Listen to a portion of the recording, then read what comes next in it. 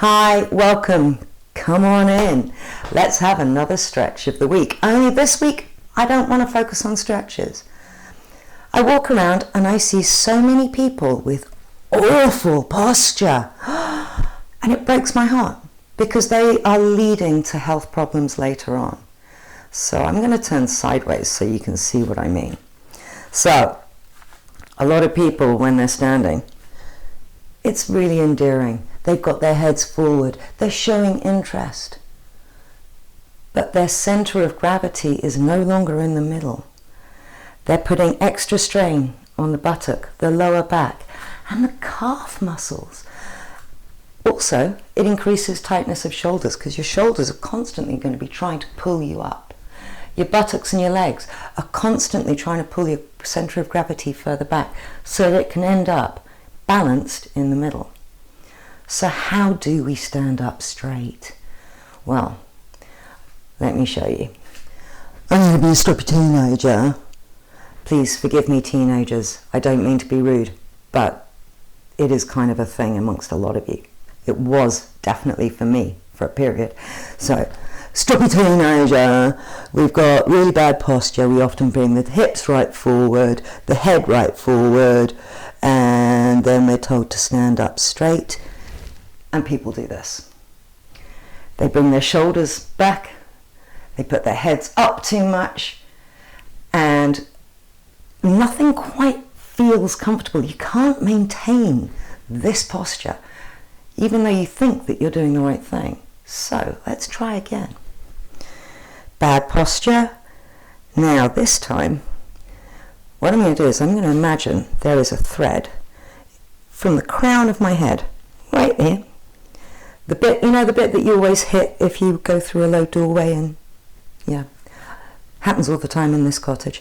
So that thread is going to be attached to the top of my neck. So you can imagine my spine, that comes in a little bit, the head comes out, so the thread's got to be slightly in from the back. And I'm going to imagine that thread is pulling me up. And quite often I do, as so many of my clients you'll already know, I say, can I pull your hair please? And I'll hold their hair and I just say, follow that. Just let that lengthen you up. But if you haven't got somebody to pull your hair, you're going to just have to have a good imagination. So, what we're going to do is we're just going to allow that lengthening. Now, because it's coming from here, my head, you may notice, isn't coming back and up. So I'm not increasing the tightness of the angle of the neck. My jaw is able to sit as if it was on a shelf.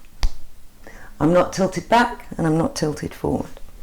What else have we got? Let's lengthen again, having looked at this. Let's look at the shoulders now. So we lengthen. My shoulders didn't come up. Did you notice that?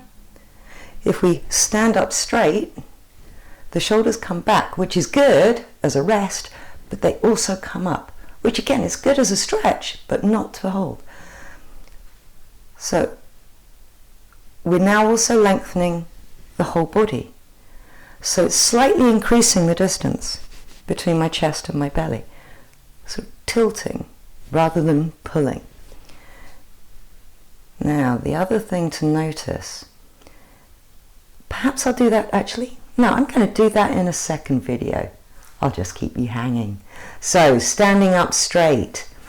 We don't stand up straight, rigid, uncomfortable, unable to move easily. What you do is you lengthen your spine and you allow that fluid movement still. Have a go. See the difference between standing up straight and lengthening your spine. Which one feels more comfortable to you? They may both feel quite weird and alien, particularly if you've had bad posture for a long time. But look at yourself in a mirror or get somebody to take a photo of you when you're standing, when you think you're at rest and comfortable. And then get them to take a photo of you standing up straight. And then get them to take a photo of you lengthening your spine.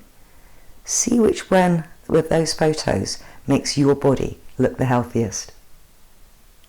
Have a total week of comfort and moving easily, and I look forward to seeing you next week.